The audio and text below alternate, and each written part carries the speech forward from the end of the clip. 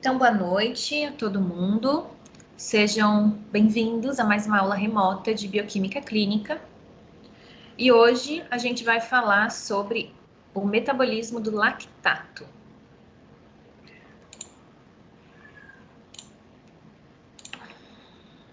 Metabolismo do lactato. Bom, então, de onde vem o lactato no corpo humano? O lactato ele é proveniente do metabolismo anaeróbico da glicose. Então, a gente tem glicogênio, por exemplo, estocado lá no fígado. Glicogênio estocado no fígado. Esse glicogênio, ele vai ser convertido em glicose e liberado na corrente sanguínea.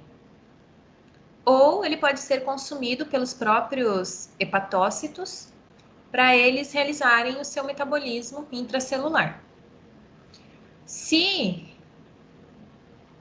esses hepatócitos estão recebendo aporte de oxigênio normal, eles vão metabolizar a glicose para acetil-CoA, ácido pirúvico, acetil-CoA, e o acetil-CoA entra no ciclo de Krebs, passando posteriormente para a cadeia de transporte de elétrons.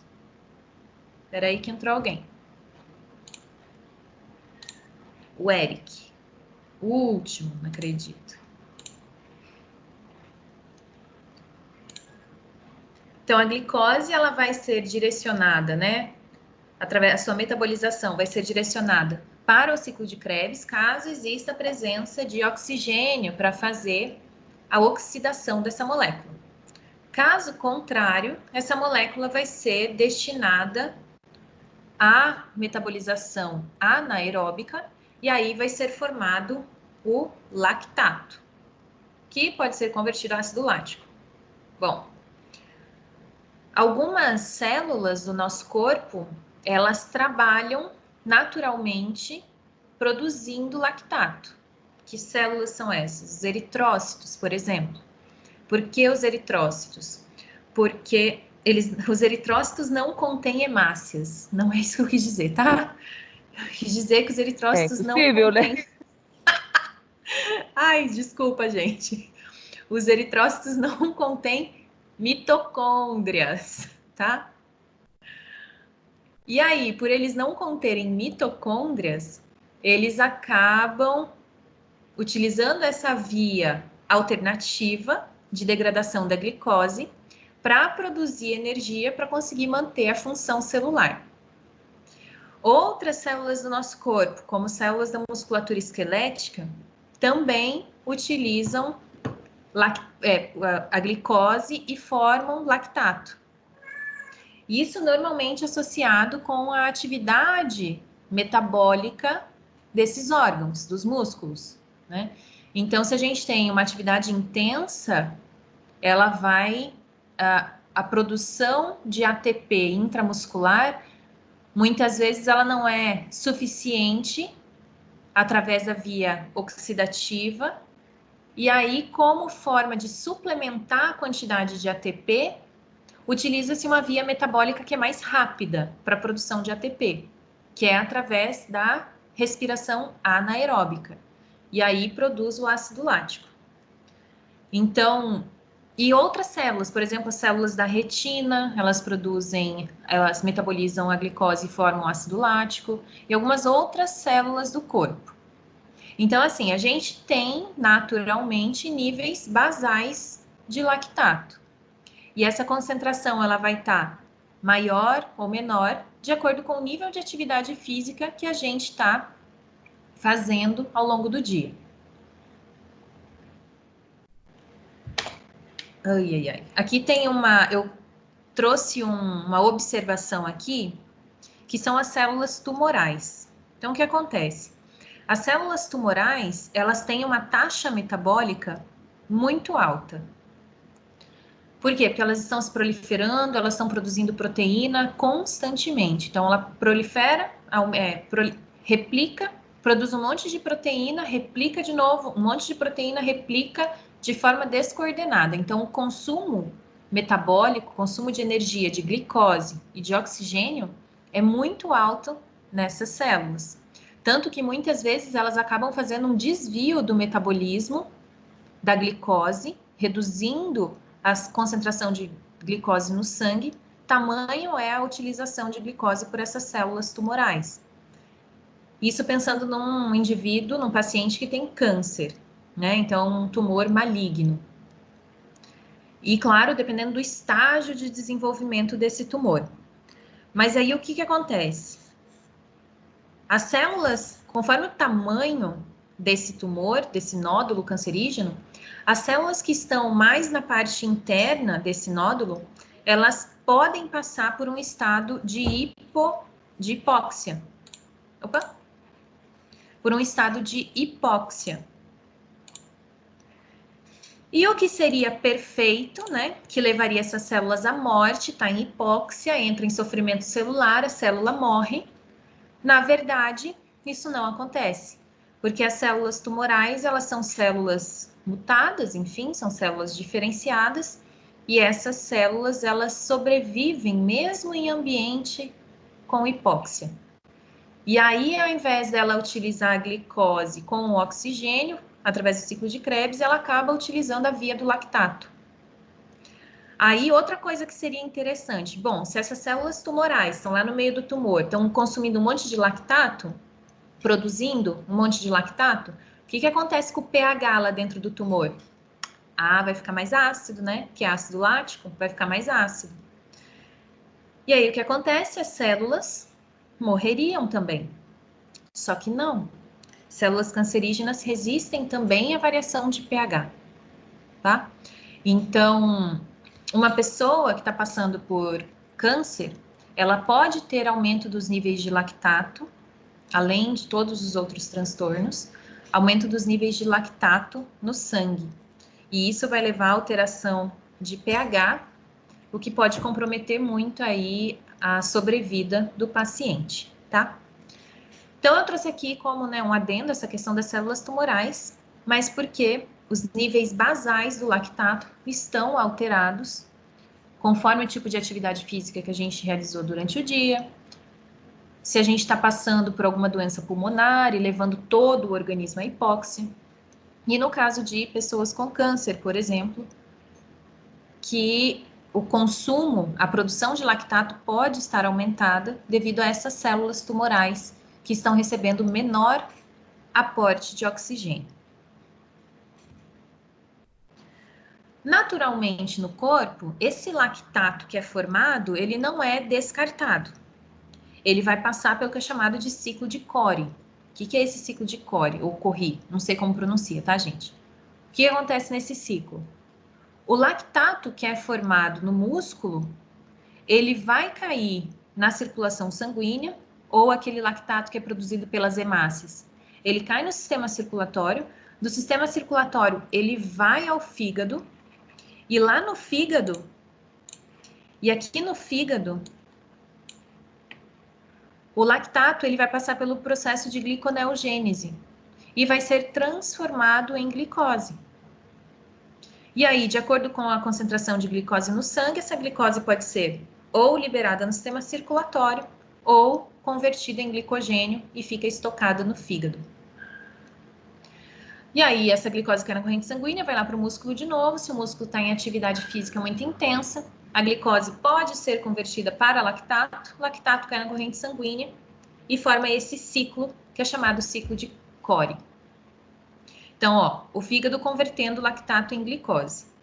O aumento na produção de lactato, por atividade física, por exemplo, leva a um aumento concomitante no fígado da gliconeogênese e reconversão do lactato para glicose. Porém, essa reconversão de lactato para glicose, ela é limitada. Por quê? Porque a gente tem um grupo de enzimas lá dentro do fígado que fazem esse trabalho. E aí, essas enzimas, então, delimitam o processo de reconversão para glicose. E quando a gente ultrapassa a produção de lactato é maior do que a capacidade do fígado de metabolizar o lactato, a gente entra num estado que é chamado de acidose lática.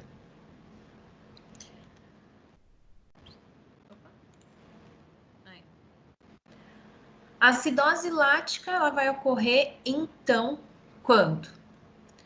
Quando, primeiramente, a concentração de lactato no sangue for maior do que 5 milimol por litro ou de 45 miligramas por decilitro. Depende aí da unidade que está sendo analisada. E ela ocorre em duas situações. Como eu falei para vocês, quando tem produção excessiva de lactato, como por exemplo numa doença cancerígena, a gente já vai falar aqui dos exemplos, ou quando a gente tem remoção reduzida do lactato da corrente sanguínea.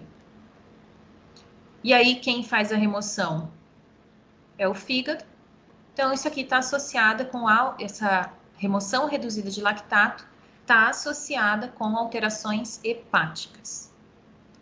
Vamos ver aqui então. Quando que a gente aumenta, quando um paciente pode ter acidose lática? Quando ele tem hipóxia tecidual generalizada. Quando acontecer? Em casos de choque ou sepse, né? A sepse, ela causa diversos distúrbios no corpo do indivíduo, inclusive alterações vasculares. Então, o que acontece? Na sepse, a gente tem um monte de bactéria, várias bactérias presentes na corrente sanguínea. Essas bactérias, elas se disseminam para todos os tecidos. Isso vai causar uma reação do sistema imunológico para combater essa infecção sistêmica. Então, ativa todo o sistema imunológico. O sistema imunológico ativado, ele vai liberar um monte de moléculas pró-inflamatórias no corpo. Essas moléculas pró-inflamatórias, a grande maioria, tem como função ativar novas células do sistema imunológico. Além disso, causar vasodilatação.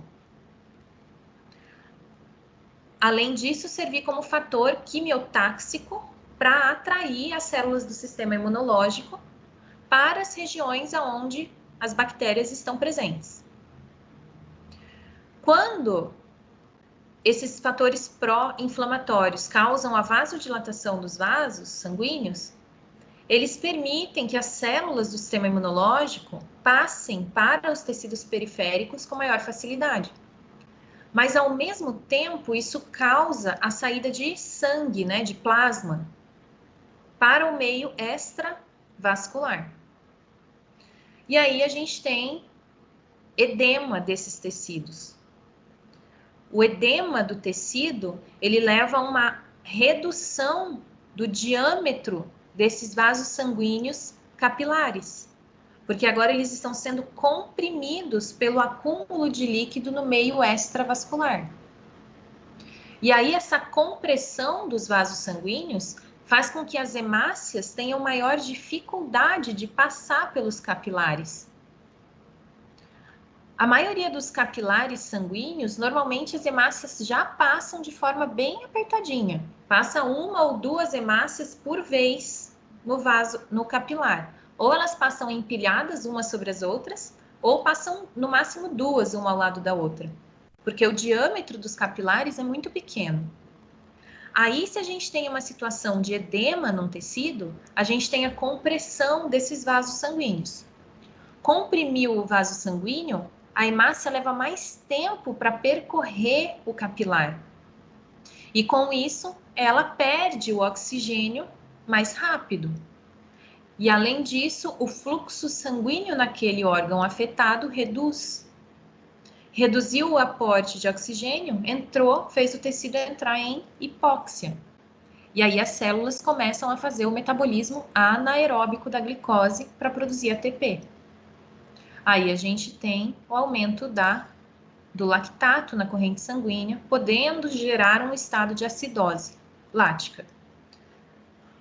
Um paciente em sepse que desenvolve acidose lática em conjunto com hipotensão, então a queda da pressão arterial, é um paciente que tem aí um prognóstico ruim, tá? A acidose já é ruim. A acidose com hipotensão é um quadro bastante grave, que muitas vezes é de difícil reversão. Então, a gente diz que é um quadro de prognóstico ruim, não é nem reservado, né? É um prognóstico ruim. Espera aí que eu tenho que aceitar alguém aqui.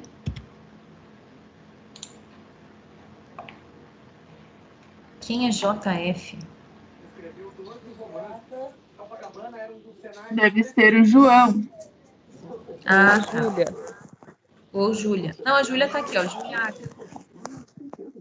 Beleza. Calma aí que vou ter que compartilhar de novo.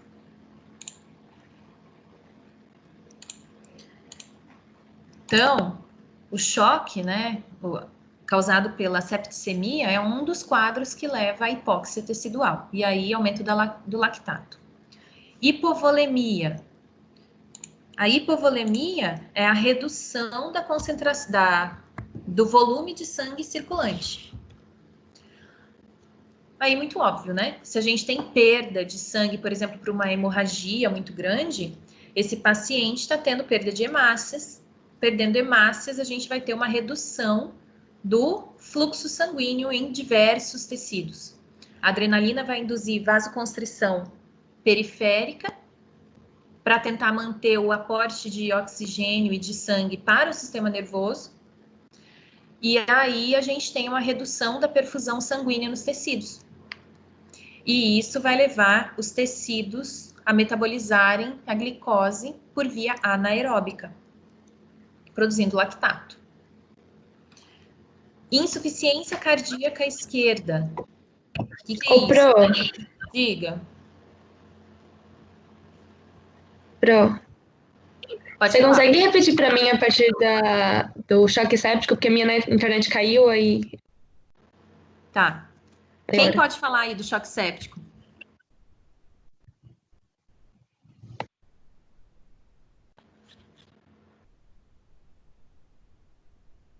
Quero um voluntário. Bem resumidamente? Bem bonitinho, Esther. Ah, não, então passo para outra. Não, vai, fala. Não, Pode falar. eu coloquei o choque, eu coloquei pela hipóxia do. Ai, meu Deus, não consigo nem achar a palavra agora. Quando eu penso em choque, por exemplo, eu associo com trauma, vamos dizer assim. Tem um choque por um. O corpo está se protegendo ali por uma hemorragia, vamos dizer assim. Então, o tecido vai guardar ali a energia para os órgãos vitais, me corrige se eu estiver errada, certo? E vai diminuir a oxigenação geral, certo? Por essa hipóxia, vai gerar o aumento, vai aumentar, vai transformar a via que seria glicolítica, que seria aeróbica para anaeróbica, e vai fazer uma hipóxia tecidual gerando lactato, né? Aumentando o lactato presente no tecido. É isso. É que assim, quando a gente fala de choque, você explicou para mim o choque hipovolêmico, tá? Isso que você falou é o choque hipovolêmico. A gente tem 3 tipos de choque. Tem o choque séptico, o choque anafilático e o choque hipovolêmico. Então, esse que você falou, Esther, é o choque hipovolêmico. Quando a gente tem um trauma e essa pessoa tem uma hemorragia, enfim. Isso é choque hipovolêmico. Ou uma pessoa muito desidratada, varíola, sei lá, uma doença muito grave que causa uma perda de líquidos e eletrólitos muito grave. Aí a pessoa pode entrar no choque hipovolêmico também.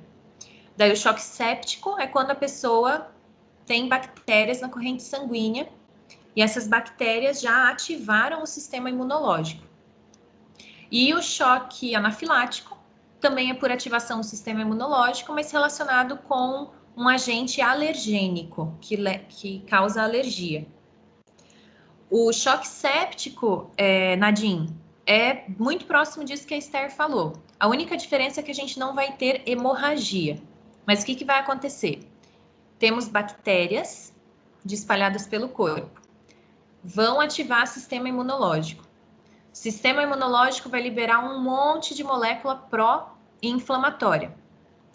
Essas moléculas levam à vasodilatação dos capilares. O objetivo é permitir que as células do sistema imunológico saiam do vaso sanguíneo e cheguem ao local da infecção de forma mais prática, mais rápida. Mas quando causa vasodilatação, o outro sinal cardinal da inflamação, né, é o edema. Quando acontece edema no órgão, esses vasos sanguíneos que são mais finos, como por exemplo os capilares, vão sofrer compressão. A compressão vai levar à redução do diâmetro desses vasos. As hemácias vão passar com mais dificuldade. E isso vai fazer tanto que as hemácias que estão passando ali percam o oxigênio mais rápido e por isso as células que estão posterior não vão receber o aporte de oxigênio suficiente para fazer a metabolização aeróbica. E isso vai fazer também com que ocorra uma estase sanguínea, ou seja, uma redução do fluxo sanguíneo nos órgãos mais comprometidos, que estão com maior edema. E aí, esses órgãos entram em hipóxia, esses tecidos entram em hipóxia, e daí, via anaeróbica para metabolização da glicose, aumenta a produção do lactato. Tranquilo? Aí essa explicação, ela é aplicada também para choque anafilático, então. Exatamente. É exatamente a mesma situação. Exatamente. Entendi, Pro. Obrigada. Beleza, por nada. E daí a insuficiência cardíaca esquerda. Me explica aí alguém. Deixa eu ver, deixa eu puxar um nome aqui. Bianca.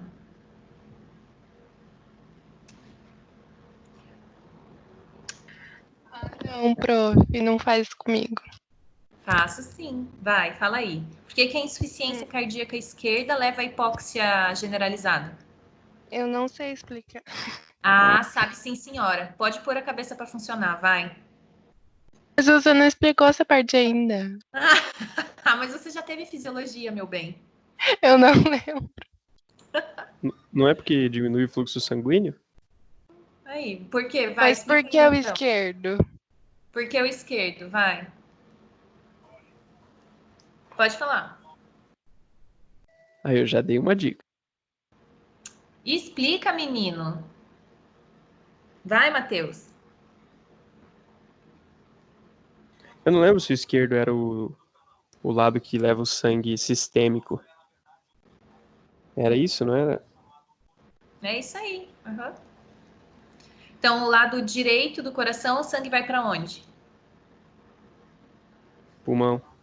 Uhum. Então, do ventrículo direito, o sangue vai para o pulmão. E do ventrículo esquerdo, ele vai para a aorta. Então, se a gente tem insuficiência cardíaca esquerda, insuficiência cardíaca é quando o coração perde a sua força de contração. E com isso ele injeta na circulação menor quantidade de sangue. Aí, se a gente tem insuficiência cardíaca esquerda, menor quantidade de sangue entrando nos órgãos todos, enfim, se espalhando para o corpo. E aí a gente pode ter alguns tecidos entrando em hipóxia. E aí a gente vai ter a hipóxia generalizada, aumentando a produção de lactato. Tá? Daí essa, então, é a hipóxia generalizada. A gente também pode ter a hipóxia metabólica, como, por exemplo, no diabetes mellito. No diabetes mellito, muitas pessoas fazem uso desse medicamento, que é a metformina. O que é essa metformina? Ela facilita a entrada da glicose nas células. Ela tem um efeito semelhante à insulina. É um facilitador da absorção de glicose. Só que não se sabe ainda muito bem o motivo. Essa metformina, ela altera as mitocôndrias, o metabolismo mitocondrial. E aí as mitocôndrias começam a produzir maior quantidade de ácido lático. Não se sabe exatamente o motivo disso, mas causa isso. Então, assim, isso está associado com a dose. Então, quanto maior a dose que o paciente toma, maior o risco dele desenvolver acidose lática. Então, ali tem doses de 1 grama por dia, 2 gramas por dia. Então, dependendo da dose e de algum fator genético associado ou de alguma sensibilidade do indivíduo, né, da mitocôndria do indivíduo para aquele medicamento, eles acabam desenvolvendo acidose lática. Porque é comum o diabético, né? O diabético desenvolver a cetose, né? O acúmulo de ácido acético na circulação. Mas isso vem lá do metabolismo dos lipídios. Então, ele forma cetoácidos, né? Que é a cetose. Mas o ácido lático vem, então, da ação dessa metformina aí, alterando o funcionamento mitocondrial. E aí a mitocôndria, ao invés de oxidar a glicose pela via aeróbica, metaboliza pela via anaeróbica, levando ao quadro de acidose lática. Neoplasias. Então, neoplasias eu já expliquei, né, para vocês. Então, quando a gente tem um indivíduo com câncer ou com tumor muito grande, pode ser um tumor benigno, mas um tumor muito grande, essas células consomem grande quantidade de glicose, a maioria delas pela via aeróbica. Mas se o tumor é muito grande, e essa não precisa ser tão grande assim, né? Um tumor grande. E dentro desse tumor, essas células, elas começam a passar por um estado de hipóxia. Isso acontece, gente, enquanto a neovascularização, ou seja, a produção de novos vasos sanguíneos, não acontece no nódulo. Uma vez que esse nódulo está extremamente irrigado, o que é bastante característico do câncer mesmo, dos tumores malignos, aí a gente pode até não ter o quadro de acidose lática. Então, a gente está falando aqui de tumores onde a irrigação é prejudicada. E aí essas células vão produzir lactato porque estão passando por hipóxia. Insuficiência hepática. Então, quando o indivíduo sofre cronicamente por lesões hepáticas, aí a gente pode estar falando de hepatites, a gente pode estar falando de alcoolismo, a gente pode estar falando de ingestão de toxinas frequentemente, como, por exemplo, consumo de embutidos, presunto, salame, essas carnes embutidas. Dentro desses produtos, a gente tem um monte de substâncias tóxicas. E o nosso corpo, ele lida com isso. O fígado tá lá, metabolizando isso. Só que, se a gente consome muito e com uma quantidade, uma frequência muito alta, a gente pode levar a uma intoxicação hepática, né? Uma intoxicação. E daí algumas células do fígado podem morrer, os hepatócitos morrem. E aí o que acontece? O fígado tem uma alta capacidade de regeneração. A gente pode doar até 2/3 do fígado e aquele 1/3 que restou, ele vai conseguir regenerar o fígado.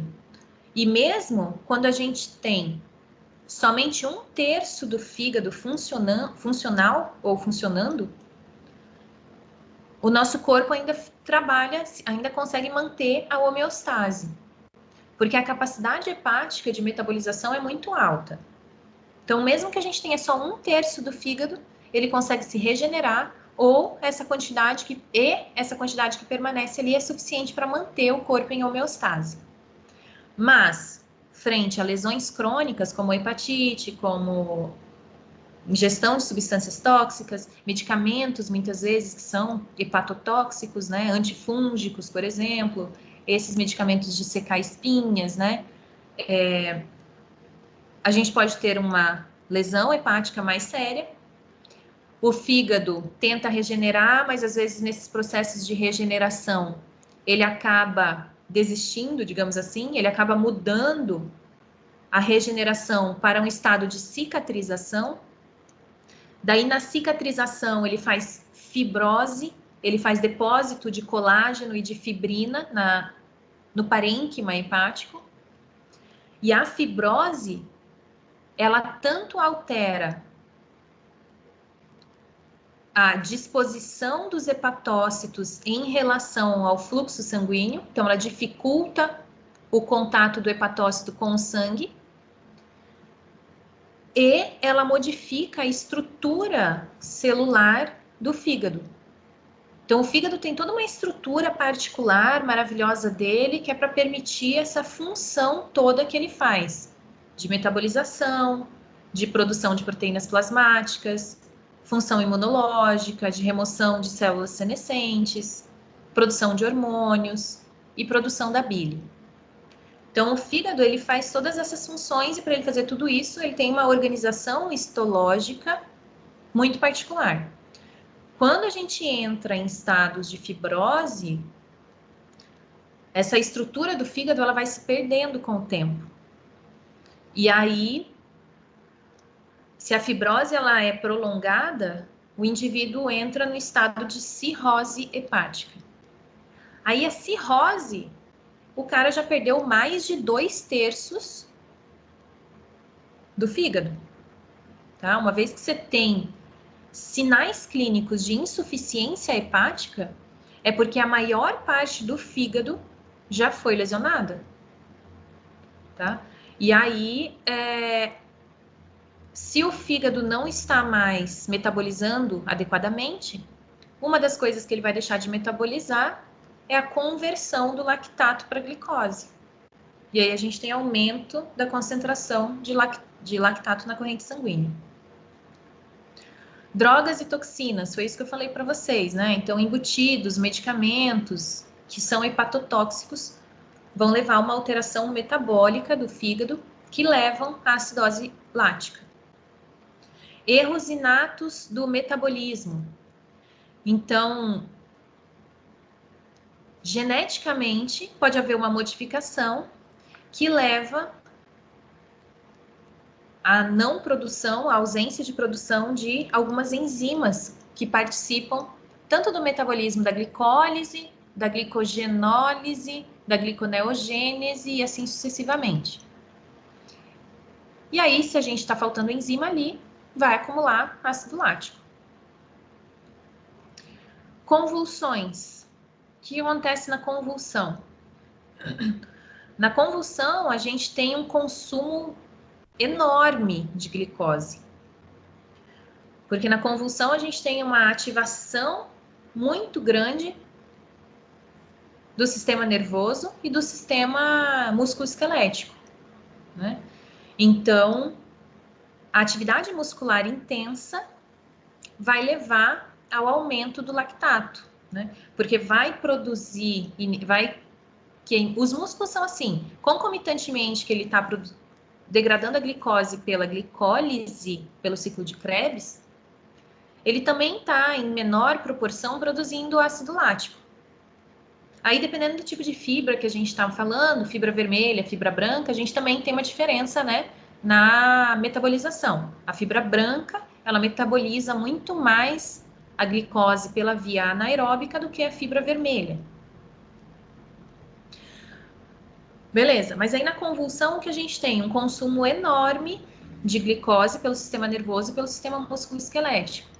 E daí os músculos vão entrar na via anaeróbica para conseguir suplementar a produção de ATP para manter as contrações musculares.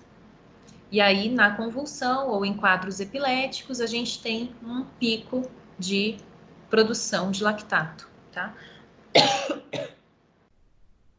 Então, assim, esses são alguns dos casos que podem levar o paciente a aumento do lactato na circulação. E há um quadro de acidose lática, tá? Então, é considerado aí quadro de acidose lática quando a concentração está maior do que esses valores de referência aqui. Deu para entender, gente? Até aí? Tá tranquilo? Acho que essa é a parte mais complexa da aula. Tranquilo? Pronto. Alguém? Diga. Então, assim, o problema do lactato é ele em excesso. Eu tenho problema de baixo lactato, alguma coisa que nesse sentido? Não. Não é só tipo, ficar muito básico, não. Só tornar ácido, é isso? Isso, só tornar ácido. Ok, obrigada. E daí, assim, lá no trabalho, na atividade, eu pedi para vocês buscarem na literatura as explicações para esses fenômenos. Eu sei que eu já expliquei aqui na aula, mas eu gostaria que vocês buscassem na literatura, porque daí vocês vão ler coisas do tipo: a gente está falando de um sistema que está instalado no corpo, que é a acidose. Então, o sangue está ácido. Aí, o que que você pensa? Como que eu vou acabar com a acidose? Eu vou dar para o indivíduo uma molécula que seja alcalina, que seja básica, e daí eu contrabalanço a acidose. Se está muito ácido, eu dou uma molécula alcalina, e aí eu tendo a retornar os valores de pH ao valor normal, de pH do sangue ao normal. Só que na acidose, o bicarbonato tem pouco efeito. Vejam lá, leiam ali, escolham um desses tópicos aí e busquem uma referência, um relato de caso, qualquer coisa assim. Vocês vão ver que o lactato, o bicarbonato, ele é administrado, mas a eficiência dele é bem controversa na literatura, tá? Isso aí eu já tinha ouvido falar na veterinária, e daí agora eu fui estudar aqui e vi isso novamente. Então, assim, é feito, mas não é o que corrige a acidose lática. Tá? Tem que fazer um tratamento de fluidoterapia, de diálise, estimular o rim do indivíduo a eliminar isso. É uma das formas mais eficientes do que tentar corrigir o pH sanguíneo. É bem interessante. E daí, né, quando a gente tem um paciente, normalmente paciente acamado, a gente vai fazer a dosagem de lactato no indivíduo. Daí, existe método enzimático para dosar o lactato. Então, método enzimático, daquele jeito que a gente já conhece, já estamos acostumados com os procedimentos. Então, o que acontece? A gente tem lá na circulação do paciente lactato. O lactato, frente a todas essas reações, esses reagentes químicos que tem aqui, ele vai ser convertido pela desidrogenase lática em piruvato. Só que nessa conversão, ele vai produzir, a reação química produz o NADH. E o NADH, a gente consegue ler a absorbância dele lá no espectrofotômetro, no comprimento de onda de 340 nanômetros. Então, a gente vai ter uma absorbância diretamente relacionada com a concentração de lactato na corrente sanguínea. Agora, aqui tem mais uma observação. O que é dosado nesses ensaios enzimáticos é o L-lactato. Então, os carboidratos, eles existem na sua forma levógera e destrógera. Não sei se vocês chegaram a ver isso lá em bioquímica. Então, a gente tem o L-lactato e o D-lactato. É a mesma molécula, mesma fórmula molecular, só que elas são antímeros, ou seja, a estrutura molecular ela é correspondente em espelho, tá? Então elas são moléculas diferentes. Uma é destrógera e a outra levógera, tá? E daí o que acontece? No nosso corpo, a maioria das moléculas elas estão no formato L, levógero. Levógero, que é de esquerda, tá? E esse ensaio, ele dosa o L-lactato. Só que alguns pacientes podem estar em acidose lática, mas devido ao D-lactato. O D-lactato, ele não se forma no nosso corpo, mas tem bactérias intestinais que produzem o D-lactato. E aí a gente absorve. E isso intoxica. E o fígado tem dificuldade de metabolizar o D-lactato. Então, o médico vai lá e desconfia de acidose lática, pede para dosar o lactato e dosa por esse ensaio, daí não vai dar certo, tá? Vai dar lá que o lactato está normal, por exemplo. Enquanto isso, o paciente está intoxicado pelo D-lactato. Então, tem aí essa observação em relação a esse tipo de ensaio. E daí tem outro ensaio que dosa o D-lactato. Ensaio enzimático também semelhante a esse aí. Só uma observação. Aí outra coisa que é muito interessante aqui da coleta de amostra para dosagem de lactato é que ela tem que ser um pouco mais cuidadosa. Por quê? Porque lembram lá que quando a gente falou dos cuidados na hora de coletar sangue venoso, que o torniquete, se ele fica por período prolongado, pode causar o aumento de lactato no sangue? Aí você vai coletar sangue, você deixa lá aquele torniquete um tempão no paciente e vai dosar lactato dessa amostra, né? Aí o lactato vai estar alterado. Então, tem que ter, a coleta tem que ser feita sem torniquete. Ou, coloca o torniquete, faz o acesso, solta o torniquete. E deixa esse sangue fluir durante um tempo. 10 minutos, 20 minutos. Aí depois você vai lá e faz a coleta cuidadosa do sangue, tá? Porque daí você evita de pegar o sangue com excesso de lactato devido à obstrução do fluxo sanguíneo, que vai fazer com que as células passem por um período de hipóxia, as células do braço vão passar por um período de hipóxia e vão produzir mais lactato. Então, essa amostra que você coleta com o torniquete, ela vai dar valores errados, alterados de lactato por causa disso, tá? Evitar exercícios na mão. Então, aquela brincadeira, né, de abre e fecha a mão, também altera o lactato, porque está fazendo contração muscular e com isso altera o lactato. Então, não pode, se for fazer esse tipo de dosagem. No armazenamento, tem que ter mais cuidado também. Então, esse sangue coletado, ele vai ter que ser misturado com outro tipo de reagente químico, que a gente ainda não usou lá no laboratório, que é o ácido tricloroacético, ou o ácido metafosfórico, ou perclórico.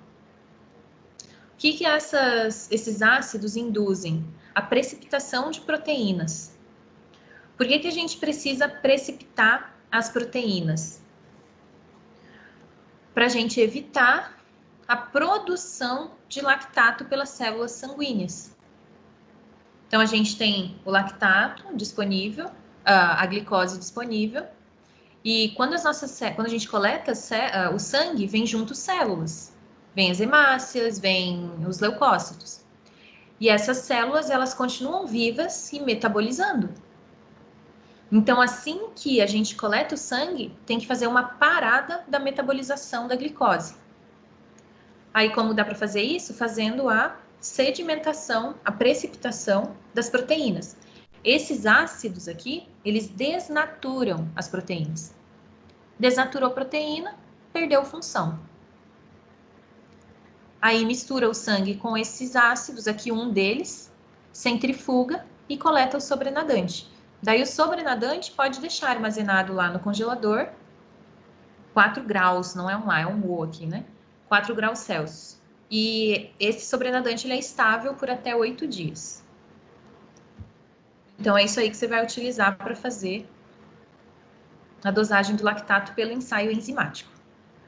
Aí eu trouxe aqui também um dado, né, que a concentração de lactato, ela aumenta 20% em 3 minutos após a coleta do sangue.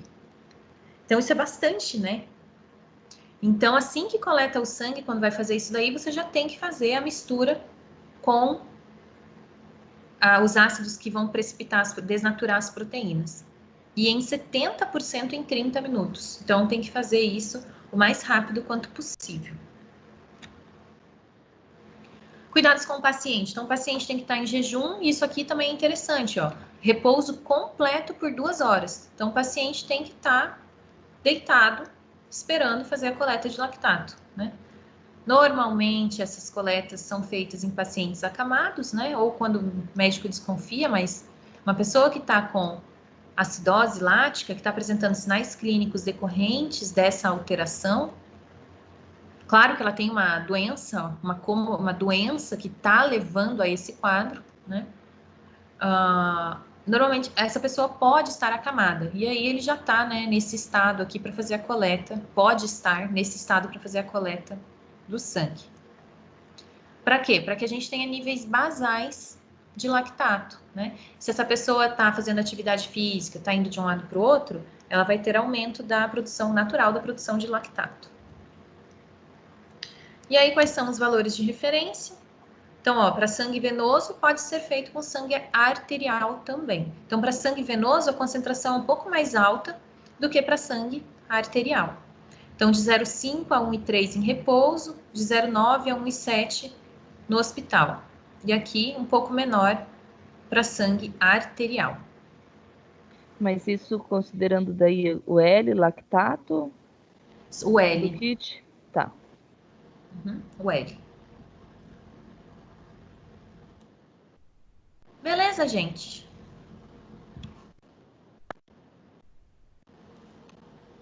Beleza. Dúvidas? Tá tranquilo? Beleza, pronto. Tranquilo. Tranquilo. Então tá bom. Eu vou deixar esse tempo para vocês responderem lá o fórum, ao invés de eu fazer o quiz hoje. Daí, semana que vem, eu coloco mais perguntas lá no quiz, e daí a gente faz uma revisão um pouco melhor, assim, do conteúdo da prova. Ou eu dou como opção para vocês eu fazer uma apresentação de um artigo, de qualquer coisa, do que vocês quiserem. Só não pode ser de física e química demais, assim, mas de doenças, sei lá. Vocês escolhem. Desculpa, professora, falar